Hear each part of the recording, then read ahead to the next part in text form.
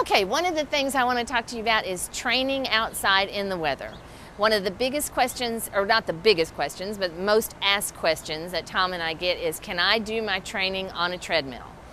And theoretically, yes, you can. I know that there are a lot of folks who live places or have jobs where that's the only option they have. They go to work early in the morning, they deal with children, they get home at night. The only time they have to run is at night, at midnight, on their treadmill.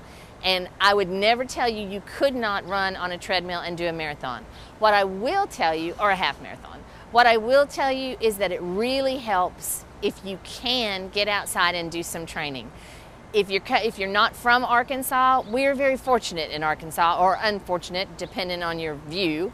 I never pack up my summer stuff.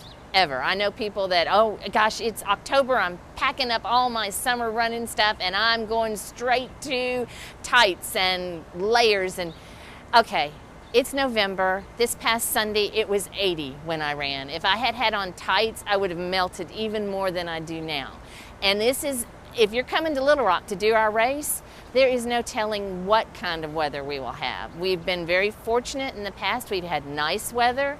But sometimes that nice weather, particularly if you're a slower person, I am a slower person, so I'm allowed to say that. If you are a slower person and it takes you till 2 o'clock to finish the race, 2 o'clock in the afternoon in Little Rock, Arkansas in March, believe it or not, can get pretty hot.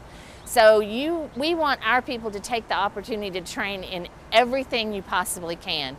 If where you live throws you hot weather in the middle of December, bust those shorts back out and go out and run in those. If you get ice and snow, we've had ice and snow in February right before the race the last 2 years.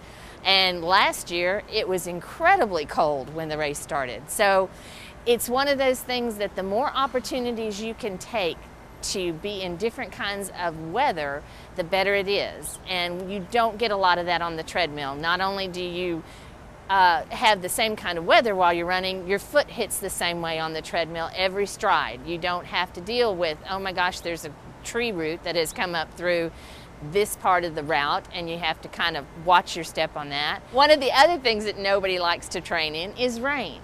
Well, guess what? Unless it is really, really a bad weather day, there are hardly any races that are going to cancel because it's raining. So if you've never trained in the rain and you get out there and you're having to stand around and your feet get wet, you need to know what your feet are going to do in those shoes and wet socks. Wet shoes, wet socks, you need to know, is that going to cause me blisters? Is that going to be something I can work through? Do I need to carry extra socks in my pack so that if my shoes just get too wet and my socks get too wet, I can swap out and know that I can avoid blisters that way? Anything that you can do that will help you get ready for not knowing what's going to happen on race day will just serve you better in the end. So if you can take just 1 day a week off your treadmill, preferably the longer mileages, and get outside in the weather, I think you'll be thankful that you did. Talk to you later.